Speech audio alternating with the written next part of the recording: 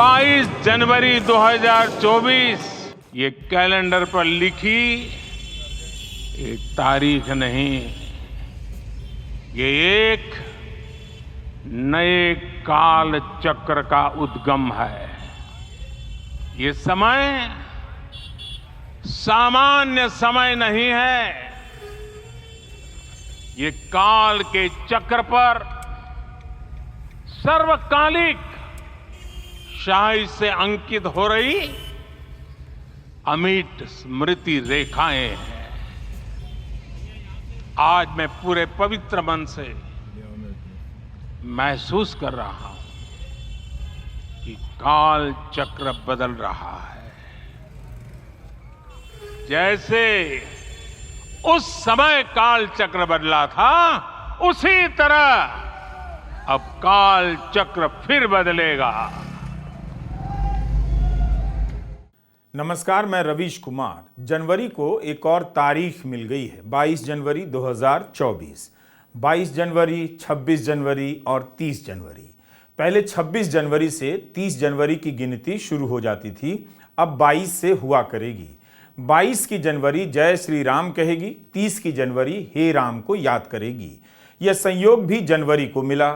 आप चाहें तो इन दोनों जनवरी के बीच 26 जनवरी का अकेलापन महसूस कर सकते हैं।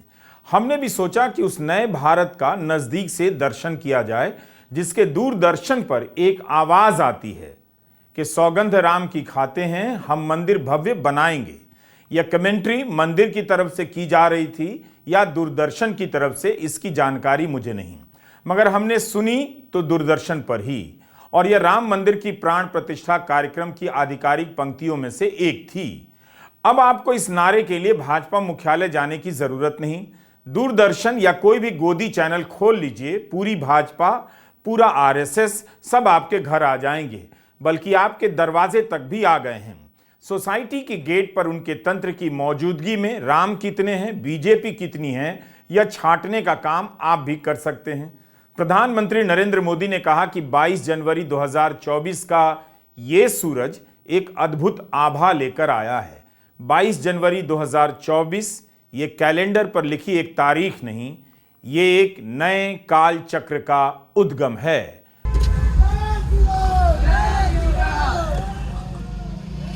तो हम अपनी पुरानी कार में बैठ उसके चक्र के सहारे उस भारत को देखने निकल गए जहां एक नए काल चक्र का उद्गम हुआ है। दिल्ली के एक मोहल्ले में जाकर देखने का इरादा किया कि आखिर उस भारत में ऐसा क्या नया हो गया है।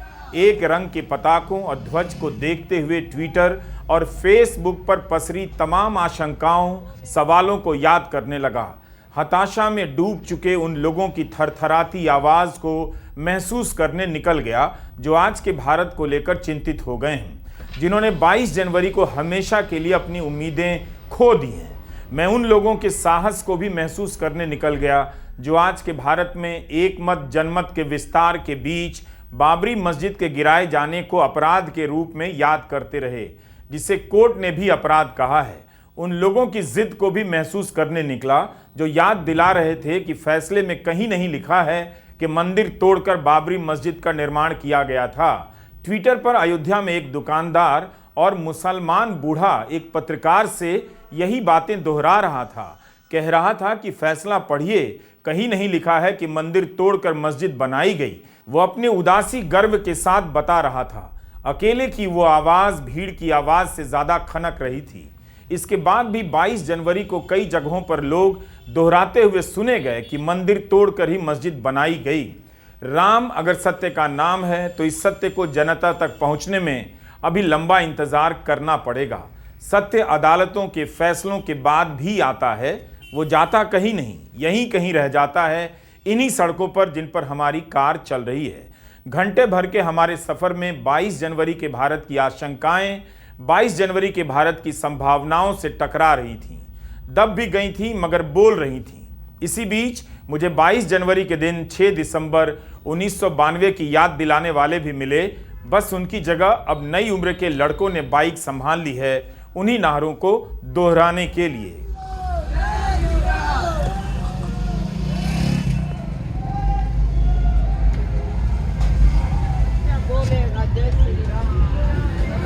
मुंबई के मीरा रोड पर उत्पात मचाने के वीडियो को देखकर लगा इनका ही आना हुआ है।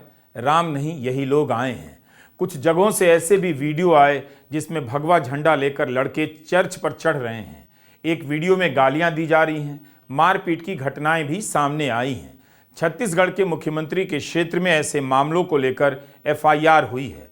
हजारों साल बाद याद किए जाने वाले इस उत्सव से आखिर ये लोग कैसे बाहर रह सकते थे। इसके बाद भी 22 जनवरी का भारत एक तरफा नहीं हो सका। किसी का दबदबा होना और भारत का एक तरफा हो जाना दोनों अलग अलग स्थितियां हैं। मैंने उसी 22 जनवरी के भारत में कई सारे भारत देखे हैं। जेएनयू में कुछ ही तो थे, मगर संविधान की प्रस्तावना का पाठ कर रहे थे। मलयालम फिल्म जगत के कुछ निर्देशकों और कलाकारों ने संविधान की प्रस्तावना का पाठ किया और साझा किया। ठीक उद्घाटन से कुछ देर पहले उनके पोस्ट आने शुरू हो गए। वे इस घटना के राजनीतिकरण का विरोध कर रहे थे। अभिनेता पार्वती थिरुवेतु, रीमा कलिंगल, दिव्या प्रभा, कणी कुसुरती, निर्देशक जियो बेबी, आशिक अबू, कमल केएम, गायक सूरज संतोष ने प्रस्तावना को ट्विटर पर साझा किया। आखिर ये कलाकार भी तो उसी देश में रहते हैं जहां ईडी के कारण लोग कांपने लग जाते हैं। सुष्मिता सेन ने अपने इंस्टाग्राम पर संविधान की प्रस्तावना शेयर की है।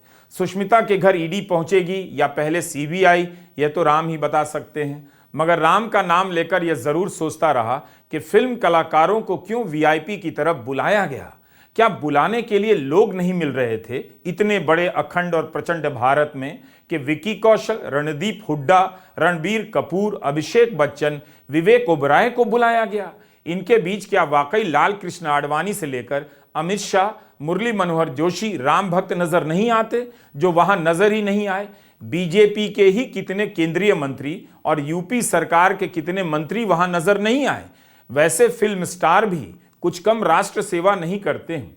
जब भी सरकार को जरूरत पड़ती है एक ही टेक्स्ट ट्वीट कर देते हैं। मालदीव के खिलाफ लोहा लेने में इनका योगदान अतुलनीय है। अगर ऐसे राष्ट्रकर्मी नहीं बुलाए जाएंगे तो उस काल चक्र का अपमान होगा जिसका उद्गम 22 जनवरी को हुआ है। इस काल चक्र के उद्गम के पहले ऐसे बड़े आयोजनों में सुपरस्टार ही बुलाए जाते थे।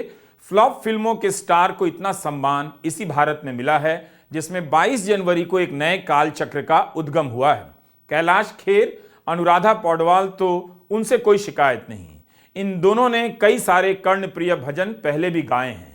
इन्हें देखकर मन में कोई क्वेश्चन उत्पन्न नहीं हुआ, पर फिल्म स्टारों को बुलाने के पीछे कुछ तो मकसद रहा होगा। इस पर लोगों ने सवाल क्यों नहीं किया? उनसे किस प्रकार की मान्यता चाहिए थी, किसे चाहिए थी? क्या उनके जीवन में इतनी भक्ति है कि बुलाए गए? मैंने भी बहुत ज्यादा इस पर दिमाग नहीं लगाया, क्योंकि जो भी राम का नाम लेकर आए अपना ही है। मैं भी राम का हूं और वो भी राम के ही हैं। लेकिन यही बात मैं इस व्यक्ति के बारे में नहीं कह सकता। ये राम का नाम लेकर कहीं भी आएगा, मुझे भी राम का नाम लेकर कुछ बातें तो बतानी ही पड़ेंगी। इसका नाम अनिल अंबानी है। मीडिया रिपोर्ट पढ़ रहा था, बैंकों के हजारों करोड़ का लोन नहीं चुका सका है। अंग्रेजी में इसे डिफॉल्टर कहते हैं। एक आम किसान लाख 2 लाख का लोन नहीं चुका पाने पर अपनी जिंदगी से निराश हो जाता है, खत्म कर लेता है। मगर यहां अनिल अंबानी को अमिताभ बच्चन के साथ देखा तो मेरा मन भी राममय हो चला। राम की कृपा से हजारों करोड़ का कर्जा नहीं चुकाने वाला भी प्राइवेट जेट से आया होगा। जिस भारत में काल चक्र घूमा है उस भारत में हजारों करोड़ का कर्जदार भी घूम रहा है बेफिक्री के साथ। यह सभी आम गरीब लोगों के लिए आनंद का विषय होना चाहिए। कोई तो है जो इतने हजार करोड़ का लोन लेकर इस तरह वीआईपी बना हुआ है। फ्रांस से लड़ाकू विमान रफाल की खरीद को लेकर अभी तक वहां जांच हो रही है। फ्रांस में, भारत में जांच पूरी हो गई, सुप्रीम कोर्ट की मुहर भी लग गई। रफाल सौदे के समय अनिल अंबानी का नाम खूब उछला। अमिताभ बच्चन के साथ अनिल अंबानी को देखकर कई सारे खबरें घूम गईं।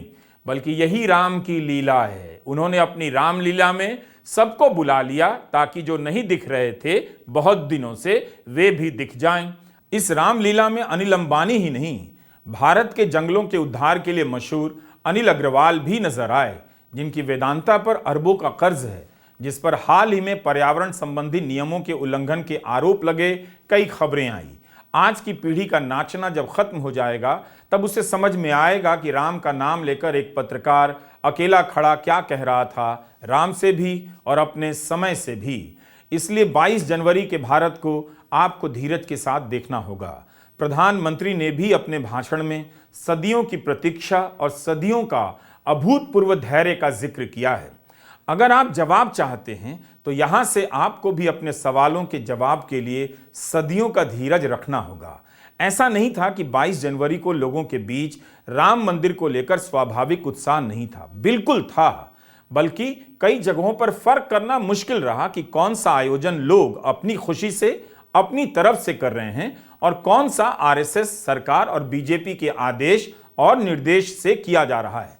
अगर आदेश और निर्देश नहीं होते तब जाकर पता चलता असली उत्साह कैसा था। इन्हीं सवालों के प्रति अपने भीतर सदियों का धीरज पैदा करने के लिए दिल्ली के पटपड़गंज में अपनी कार से घूमने लगा। हाउसिंग सोसाइटी के गेट सजे हुए नजर आए। कुछ सोसाइटी को पूरा सजाया गया था, मगर बहुत सारी सोसाइटियों की बालकनी में अंधेरा नजर आया। आमतौर पर सोसाइटी के गेट पर ही सजावट नजर आई, वो भी संक्षिप्त, दिवाली जैसी विस्तृत नहीं। फ्लैट की बालकनी में अंधेरा नजर आया। अकेले खड़े मकानों की छत पर भगवा ध्वज लहरा रहा था, मगर ऐसा भी नहीं था कि सभी मकानों की छत पर लोगों ने भगवा ध्वज लगाए थे। कुछ बाजारों में धार्मिक पताका की भरमार नजर आई तो कुछ मार्केट में भगवा ध्वज इक्का दुक्का ही नजर आया। जितना बीजेपी और संघ के संगठन का विस्तार है उसका कुछ तो असर दिखना ही था, मगर वैसा भी नहीं दिखा कि इनके संगठन तंत्र ने पूरे भारत को एक छत के नीचे ला दिया है। इन सब को देखते हुए क्या आज के भारत को वैसा ही मान लिया जाए जैसा प्रधानमंत्री मोदी बताना चाहते हैं, मनवाना चाहते हैं? यह तो स्वीकार करना ही होगा कि बीजेपी और संघ के संगठन की ताकत हाउसिंग सोसाइटी की गेट पर पहुंच गई है। कई जगहों पर भंडारे का आयोजन हुआ, मगर उस तरह से नहीं जैसे नवरात्रि के समय दिल्ली भंडारे से भर जाया करती है। क्या उन लोगों ने वाकई 22 जनवरी के दिन उस भारत को खो दिया जो संविधान की प्रस्तावना पढ़ रहे थे? मुझे लगता है कि ऐसा नहीं हुआ होगा। संस्थानों को गंवा देने से देश गायब नहीं हो जाता, देश वहीं रहता है, बस बोलने वाले गायब कर दिए जाते हैं। मगर चुप रहने वालों को अच्छी तरह पता होता है कि वे क्यों चुप हैं। मुझे नहीं लगा कि प्रधानमंत्री जिस काल चक्र के उद्गम की बात कर रहे थे वह उद्गम हो चुका है या कुछ अलग कोई परिघटना हुई है। बेशक 24 के चुनाव में उनकी जीत हो सकती है, उसके कारण दूसरे होंगे। मैं भगवा झंडों को देखता हुआ लौट आया, जिसे अब कई मौकों पर देखने की आदत पड़ चुकी है। 15 अगस्त के दिन भी यह झंडा खूब बिकता है। ऑटो टैक्सी पर एक तरफ तिरंगा और एक तरफ भगवा झंडा लगाया जाता है। मुझे पता है कि मोदी समर्थकों की संख्या काफी बड़ी है, उनकी ताकत भी बड़ी है। तब भी दिल्ली की सड़क पर चलते हुए दिखा कि सारा भारत अभी एक तरफा भारत नहीं हुआ है। एक दो कारें दिख जाती थी जिन पर भगवा झंडा लहरा रहा था।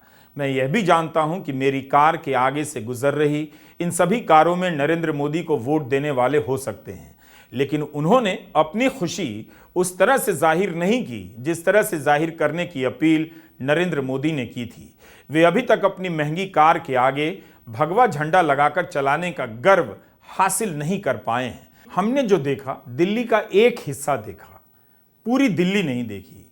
लेकिन देश के दूसरे हिस्सों से जो वीडियो आ रहे थे उससे लग रहा था कि हर जगह दिवाली जैसी दिवाली मनाई भी गई है और लोगों ने काफी बड़े आयोजन किए हैं। यह वीडियो दिल्ली से सटे एक्सप्रेस वे पर बने एक अपार्टमेंट का है। आप देख सकते हैं कि कितने फ्लैट को सजाया गया है और किस तरह से लोगों ने जमीन पर उतरकर भव्य दिवाली मनाई है, पटाखे छोड़े हैं। यह सारे वीडियो अब मेरठ के हैं। संघ और बीजेपी की इतनी शक्ति तो है ही कि सड़कों को पटाखों से पाट दे और जगह जगह भंडारे का आयोजन कर दे। यहाँ पर काफ़ी प्रभाव देखने को मिला। कई मोहल्लों में लोगों ने अपने घरों को भी लड़ियों से सजाया था। पटना में बहुत लंबे रास्ते पर भगवा ध्वज लगा दिया गया था। यह पटना का मुख्य मार्ग है। पटना में बीजेपी के दफ्तर के बाहर लगे बोर्ड से पहचानना मुश्किल हो रहा था कि यह राजनीतिक दल का दफ्तर है या धार्मिक दल का। राम मंदिर का उद्घाटन राजनीतिक है या धार्मिक है। जब न्याय व्यवस्था आपको निराश करने लगे और उससे भरोसा उठने लगे, तब आपको किसी भी प्रकार के नए या पुराने भारत से दहशत हो सकती है। वह भारत अनजाना सा लगने लग सकता है। आपको पता है कि वहां से कुछ नहीं होगा या जो भी हुआ है वहीं से हुआ है, तब आप भीतर भीतर कांपने लग जाते हैं। सुप्रीम कोर्ट के जस्टिस A.S. ओका ने 17 जनवरी को कहा कि यह मेरा निजी विचार है कि जब 1950 में संविधान लागू हुआ उस समय जो हमारा भरोसा था वह कई कारणों से कमजोर हो गया है। मुख्य कारण यह है कि हम लोगों को सस्ता न्याय नहीं दे सके हैं। अब बताइए, 17 जनवरी का भारत 22 जनवरी को पूरी तरह बदल गया। जस्टिस ओका ने कई कारणों में से एक कारण को मुख्य बताया, लेकिन इसके अलावा और क्या कारण हो सकते हैं यह सोचना आपका काम है। अयोध्या में कई रिटायर्ड जस्टिस मौजूद थे, कई सारे पूर्व चीफ जस्टिस भी गए। सबके नाम नहीं पढ़ रहा, इनके नाम वैसे भी 1000 साल बाद तक पढ़े जाएंगे। बार एंड बेंच के अनुसार सुप्रीम कोर्ट के 13 पूर्व जज वहां मौजूद थे। मेरे लिए यह बड़ी बात है कि राम में इनका भरोसा बता रहा है कि न्याय में भी इनका भरोसा रहा ही होगा। इन जजों की मौजूदगी से वैसी ही खुशी हुई जैसी खुशी मुझे अनिल अंबानी को देखकर हुई। राम ने सबको अपनी रामलीला में बुला लिया, यही सबसे बड़ी उपलब्धि थी। प्रधानमंत्री ने न्यायपालिका का आभार जताकर बहुत अच्छा काम किया। राम मंदिर के निर्माण के लिए फैसला देने वाले 5 जजों में से एक जस्टिस अशोक भूषण भी वहां मौजूद थे, जो इस समय रिटायर हैं। तो न्यायबद्ध तरीके से बना है। प्रधानमंत्री ने इसे याद कर एक जरूरी काम किया, मगर यह भी कह दिया कि न्याय की लाज रख ली। अगर आप इन दो अलग अलग पंक्तियों का एक ही मतलब समझते हैं तो आप वाकई न्याय को देखकर लजा जाने वाले व्यक्ति हैं। अगर यह फैसला कुछ और होता तब क्या प्रधानमंत्री कहते कि न्याय की लाज रख ली गई? न्यायपालिका की तारीफ भी शर्तों के साथ की गई। मुख्यमंत्री योगी आदित्यनाथ ने कहा कि आज आत्मा प्रफुल्लित है कि मंदिर वहीं बना है जहां बनाने का संकल्प लिया था। प्रधानमंत्री ने जोर देकर कहा, हमारे राम आए हैं। उन्होंने सबके बलिदान को याद किया, उन अनगिनत राम भक्तों के, उन अनगिनत कार सेवकों के और अनगिनत संत महात्माओं के ऋणी बताते हुए उन्हें याद किया। सुप्रीम कोर्ट ने बाबरी मस्जिद तोड़ने की घटना को कानून का उल्लंघन माना है। क्या इस काम को भी बलिदान, तप और तपस्या में गिन लिया गया? यह जवाब कौन देगा? भारत को संविधान की खींची हुई सीमा रेखाओं से याद किया जाता है, पहचाना जाता है, मगर प्रधानमंत्री इस भारत के भीतर मंदिरों के जरिए उसके भूगोल को याद करते हैं। वे राम के जरिए भारत की रेखा खींचते हैं जो संघ की धारा में लंबे समय से खींची जाती रही है। प्रधानमंत्री की पंक्ति भले अलग हो, नए मुख से कही जा रही हो, मगर उसके भाव वही थे जो उनसे पहले इस मुद्दे को लेकर मुरली मनोहर जोशी, लाल कृष्ण आडवाणी और संघ के कई सरसंघचालक बोला करते थे। वे गैर हाजिर थे, मगर उनकी राजनीति के शब्दों की हाजिरी हर तरफ सुनाई दे रही थी, प्रधानमंत्री के शब्दों से भी टपक रही थी। मगर उसी भारत में कितना कुछ अलग था। राममय था, मगर वैसा राममय नहीं जिस पर केवल संघ का एकाधिकार बताया जाता रहा। वह भारत 22 जनवरी को बोल रहा था, भले ही उसकी आवाज़ लोगों तक नहीं पहुंच रही थी, क्योंकि मीडिया राममय हो गया था।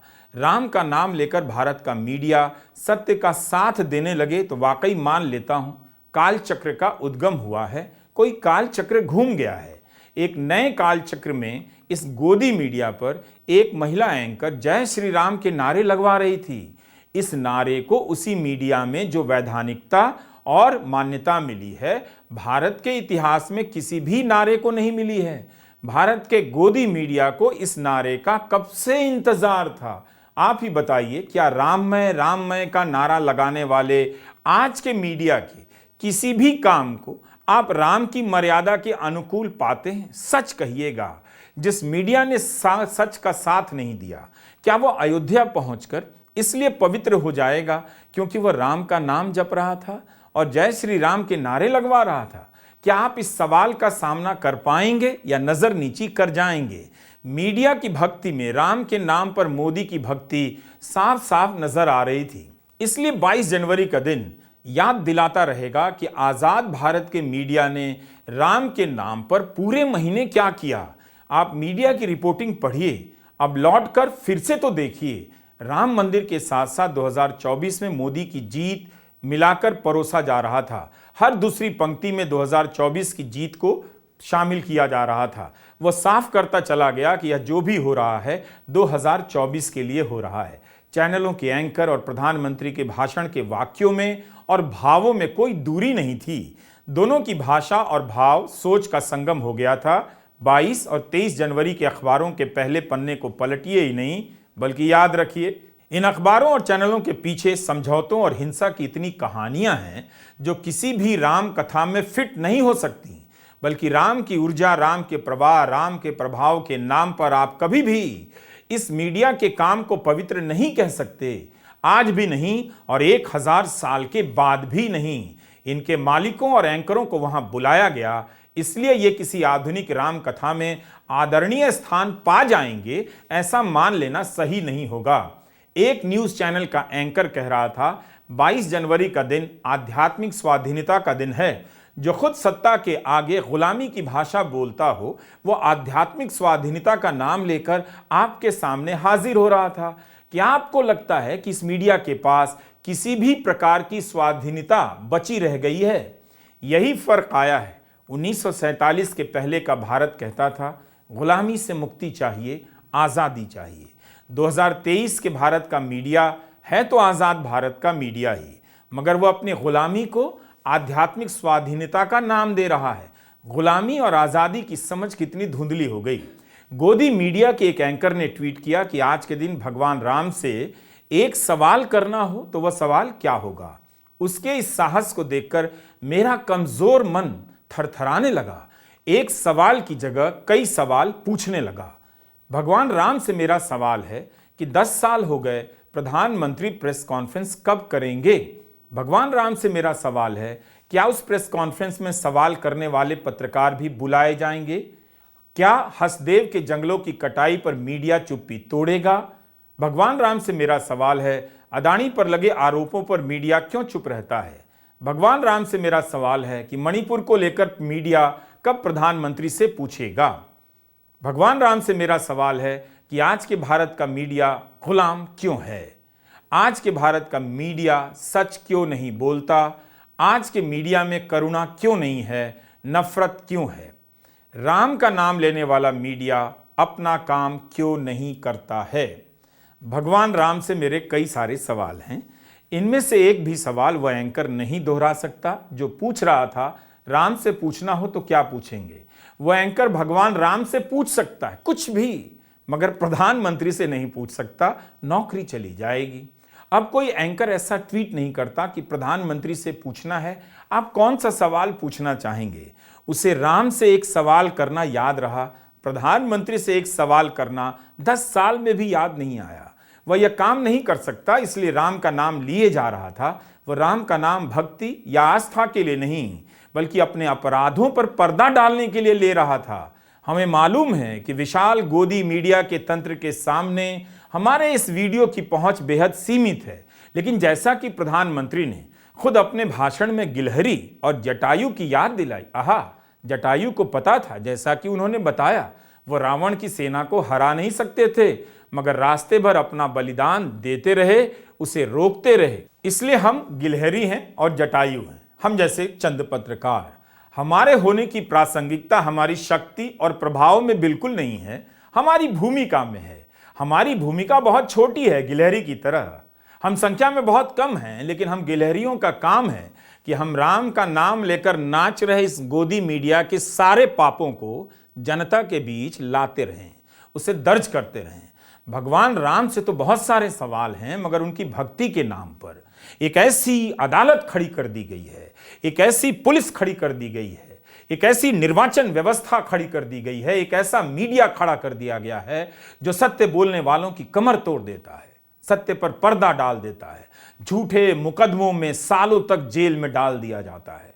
22 जनवरी के दिन की चुप्पी सहमति की चुप्पी नहीं होती। अगर ये हाल ना होता, क्या यह सब 22 जनवरी के बाद बदल जाएगा? अच्छा है बदल जाए तो। राम के नाम पर जनता के बीच बनी सेना को भरोसा हो गया है कि अब दुनिया का कोई भी प्रतापी सत्य उनके अहंकार से लोहा नहीं ले सकता। यह उसी शक्ति का अहंकार है कि राम का नाम लेकर एक थर्ड क्लास मीडिया आध्यात्मिक स्वाधीनता की बात कर रहा है और इसका विरोध करने का साहस समाज के हर वर्ग ने इसके चक्कर में खो दिया है। आप राम पर हमेशा गर्व करेंगे, मगर इस मीडिया पर राम का नाम लेकर भी गर्व नहीं कर पाएंगे। कहां तो उसे राम के सामने खड़े होकर डरना चाहिए था, अपने पापों को याद करना चाहिए था, मगर सत्ता का सहचर बनकर वह ललकार रहा है। यह भी प्रभु की ही रामलीला है। देखते चलिए, उन्होंने ये रामलीला सजाई है। मीडिया की कमेंट्री में संविधान की आत्मा विस्थापित हो रही थी। एक न्यूज़ चैनल का एंकर किसी धार्मिक नेता से सवाल करता है, आप मोदी की तपस्या पर क्या कहेंगे? धार्मिक नेता कहते हैं, विधान और संविधान में अंतर है। विधान कभी बदलता नहीं, संविधान सैकड़ों बार बदलता है। कल विधान स्थापित होगा, आज संविधान ने विधान देखा है। इन बातों के अर्थ बहुत गहरे हैं। एक की विदाई है, एक का स्वागत है। विधान भी तो बदला है, जिसे लेकर शंकराचार्यों ने सवाल उठाए थे। प्रधानमंत्री ने भी कहा कि राम भारत का विधान है। एंकर, धार्मिक संत, प्रधानमंत्री सब एक तरह से बोल रहे थे। मुझे प्रधानमंत्री की आर्थिक सलाहकार समिति के सदस्य और अर्थशास्त्री विवेक देबरॉय का वह कथन याद आ गया। उन्होंने अपने लेख में लिखा था, भारत का संविधान गुलामी का प्रतीक है, इसे बदलने की जरूरत है। बाद में समिति ने इस बात से किनारा किया। इसके बाद भी मैं कहता हूं कि 22 जनवरी का भारत एक तरफा भारत नहीं था। पश्चिम बंगाल में ममता बनर्जी सभी धर्मों के प्रतिनिधियों के साथ मार्च कर रही थीं और अलग अलग धर्म स्थलों पर जा रही थीं।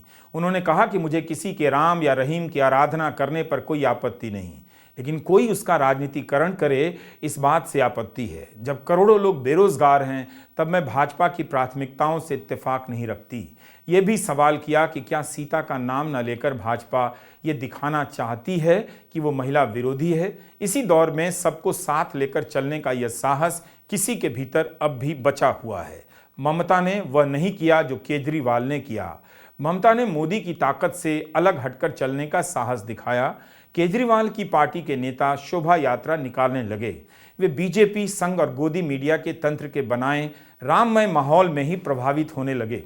केजरीवाल को लगा कि बीजेपी की तरह होकर ही बीजेपी से लड़ा जा सकता है। आम आदमी पार्टी ने राम तक पहुंचने का वही रास्ता चुना जो बीजेपी पहले से बना चुकी थी।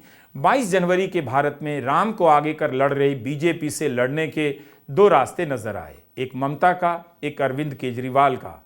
एक तीसरा रास्ता नीतीश कुमार और तेजस्वी यादव का दिखा, जो 21 जनवरी को समस्तीपुर में अस्पताल का उद्घाटन करने चले गए।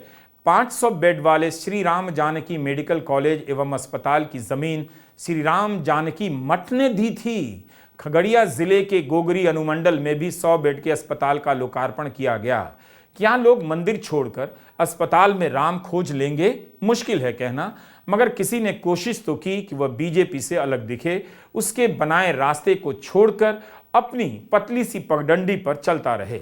इसलिए 22 जनवरी के भारत को देखना है तो निरंकुश सत्ता के विशाल प्रभाव क्षेत्र से भी बाहर झांकिए। असम में राहुल गांधी की पदयात्रा निकल रही थी, जगह जगह पर टोका टोकी हुई।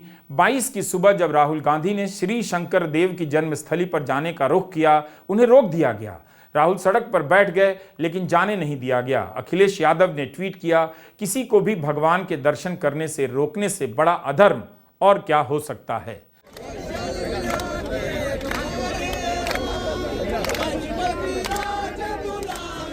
रघुपति राघव राजा राम, गांधी के प्रिय भजन को गाते हुए राहुल और उनके साथी सड़क पर बैठ गए। मोदी राम मंदिर में, राहुल राम भजन के साथ सड़क पर। यह भी राम की लीला ही थी कि असम की सरकार ने राहुल गांधी को श्रीमंत शंकर देव के नाम घर में जाने से रोक दिया। असम के वैष्णव संत और महापुरुष श्रीमंत शंकर देव का यह जन्म स्थान है। उनके स्थान पर जाने से रोकने वाला भारत क्या वाकई में कोई नया भारत है?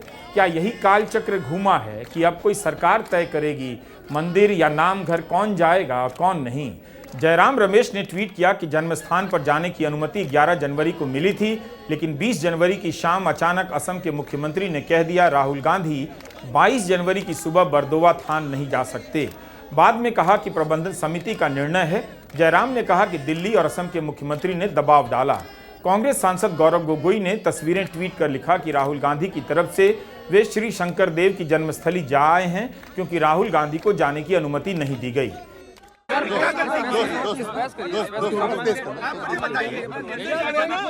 बताइए मैंने गलती क्या की? हमें वहाँ इनवाइट किया गया, अब एडमिनिस्ट्रेशन कह रहा है नहीं जा सकते हैं, तो मैं पूछ रहा हूँ क्यों नहीं जा सकते हैं? क्या गलती की है मैंने? मैं बस हाथ जोड़ने जाना चाहता हूँ, रिस्पेक्ट नहीं करना चाहता हूँ, बट ये अलाउ नहीं कर रहे। अब देख रहे हैं, बस मैं कारण पूछ रहा हूँ। Now government and Modi ji will decide मंदिर कौन जा सकता है, कब जा सकता है और कब नहीं जा सकता है। शायद आज सिर्फ एक व्यक्ति मंदिर में जा सकता है। मैंने सोचा था अगर हम असम आए हैं तो उनको रिस्पेक्ट करना चाहिए, हम भी उन्हीं के रास्ते पे चलते हैं, लोगों को जोड़ते हैं, नफरत नहीं फैलाते हैं, तो वो हमारे लिए एक गुरु जैसे हैं, हमें डायरेक्शन देते हैं। तो मैंने सोचा कि जाके मैं वहाँ मत्था टेक लूं। उनका इनविटेशन आया था, 11 तारीख को इनवाइट किया था, मगर फिर यहाँ पे हमें कहा गया कि कोई लॉ एंड ऑर्डर की सिचुएशन है। अजीब सी बात है, लॉ एंड ऑर्डर की सिचुएशन है, गौरव गोगोई जी जा सकते हैं, बाकी सब लोग जा सकते हैं, सिर्फ राहुल गांधी नहीं जा सकता। तो पता नहीं, कोई ना कोई कारण होगा, जब मौका मिलेगा मैं जाऊंगा। और मेरी सोच है कि जो शंकर देव जी ने कहा था, जो रास्ता दिखाया था, उसी रास्ते पर देश को और असम को चलना चाहिए। यूएसटीएम यूनिवर्सिटी में राहुल गांधी का कार्यक्रम होना था, मंजूरी भी मिल गई, लेकिन अचानक कार्यक्रम रद्द हो गया। राम मंदिर की प्राण प्रतिष्ठा को लेकर यूनिवर्सिटी जितनी स्वतंत्र नजर आती है, आदेश जारी करती है कि कितने घंटे की छुट्टी होगी, क्या क्या कार्यक्रम होंगे, लेकिन राहुल गांधी के साथ संवाद की अनुमति रद्द कर दी जाती है। यही कालचक्र तो घूमा है। कांग्रेस प्रवक्ता सुप्रिया श्रीनेत ने कहा कि अमित शाह ने हिमंता के साथ मिलकर यूनिवर्सिटी प्रशासन और मालिकों पर दबाव बनाया, लेकिन जब राहुल आज गुवाहाटी की ओर से प्रस्थान कर रहे थे, तब यूनिवर्सिटी के हजारों छात्र सड़क पर उनसे मिलने के लिए इकट्ठा हो गए और इस बेपनाह मोहब्बत को देखकर राहुल ने रुककर छात्रों को संबोधित किया। कांग्रेस इसे लेकर उत्साहित है कि मेघालय की जनता ने राहुल गांधी का बड़ा स्वागत किया। यहाँ पे बैरिकेड था।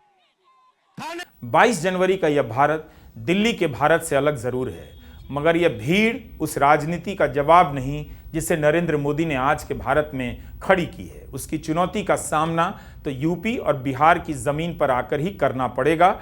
मगर यही कम राहत की बात नहीं कि 22 जनवरी को सारा भारत एक तरफा नजर नहीं आया। लोग कम थे मगर बोल रहे थे। देखिए, मैं यहां आया, मैं आपसे गले मिलने आया, आपकी बात सुनने आया, आपके सपनों के बारे में सुनने आया। हिंदुस्तान के होम मिनिस्टर ने फोन उठाया, आपके चीफ मिनिस्टर को फोन लगाया, कहा राहुल गांधी को स्टूडेंट से नहीं मिलने देना है। हेमंतो जी ने यहां पे आपके जो लीडरशिप है, प्रिंसिपल्स हैं, उनको फोन लगाया, कहा राहुल गांधी असम के स्टूडेंट से, असम के छात्रों से, नॉर्थ ईस्ट के स्टूडेंट से नहीं मिल सकता है। और इसीलिए मैं यहां नहीं आ पाया। मैं आपको सिर्फ एक बात बताना चाहता हूं, आपको नॉर्थ ईस्ट के स्टूडेंट्स को, हिंदुस्तान के स्टूडेंट्स को गुलाम बनाने की कोशिश की जा रही है। यह हो रहा है हिंदुस्तान में। आपको कहा जा रहा है कि आप सोचो मत, आप सपने मत देखो, जो आपको बताया जा रहा है ऊपर से उसको आप सुन लो। मैं आपसे यहां कहने को आया हूं, आप हिंदुस्तान के भविष्य हो। अगर आपने सोचना बंद कर दिया, अगर आपने सपना देखना बंद कर दिया, तो हिंदुस्तान खत्म हो जाएगा, हिंदुस्तान नहीं बचेगा। 22 जनवरी को भारत नहीं बदला, यह कहना समय की सच्चाई से इनकार करना होगा। जरूर बदला है, लेकिन क्या उस तरह से बदला है जिसका दावा किया जा रहा है, जिसकी आशंका जताई जा रही है कि सब कुछ अब खत्म हो गया। हताश और निराश होने से पहले थोड़ा रुकिए, भारत को एक बार नजर घुमाकर देख लीजिए। राजनीतिक जीत जरूर काफी कुछ तय करती है, मगर वही अंतिम होती तो राम मंदिर से पहले भी नरेंद्र मोदी 2 बार चुनाव जीत चुके हैं। याद रखिए, देखने की बात यह है कि राम मंदिर के बहाने किस तरह से प्रधानमंत्री को तपस्वी ऋषि मुनियों के खांचे में फिट किया गया। मेरी कार के चक्र ने सारे भारत को तो नहीं देखा, सारी दिल्ली को नहीं देखा, एक छोटे से हिस्से में चक्र ने चक्कर लगाए, मगर देवगिरी का भाषण याद आता रहा। उनके भाषणों में इस बात पर जोर था कि प्रधानमंत्री हमें प्राप्त हुए हैं। प्राप्ति पर इस तरह का जोर चंपत राय के उस ऐलान से अलग नहीं था जिसमें उन्होंने प्रधानमंत्री को विष्णु का अवतार कहा। प्रधानमंत्री ने राम को विधान कहा। उम्मीद है आप इस आवाज को आज ही सुनेंगे, समझेंगे। 1000 साल के बाद का भारत किसने देखा है? इसी भारत के हजारों कोनों से जो आवाजें आ रही हैं उसे सुनिए। मैं जा रहा हूं देवगिरी के इन शब्दों को आपके बीच छोड़ते हुए। नमस्कार, मैं रवीश कुमार। कोई महापुरुष हम लोगों को उपलब्ध होता है और उस विभूति के कारण युग परिवर्तित हो जाता है। इस प्रकार का परिवर्तन लाने के लिए अपने जीवन को साधना पड़ता है और इस प्रकार जीवन साधने वाले हमारे इस देश की परंपरा के अनेक महान रत्नों में आज हम लोगों को समय की आवश्यकता, युग की आवश्यकता, सनातन के अंतःकरण की आवश्यकता के रूप में हमारे सम्माननीय प्रधानमंत्री जी प्राप्त हुए हैं।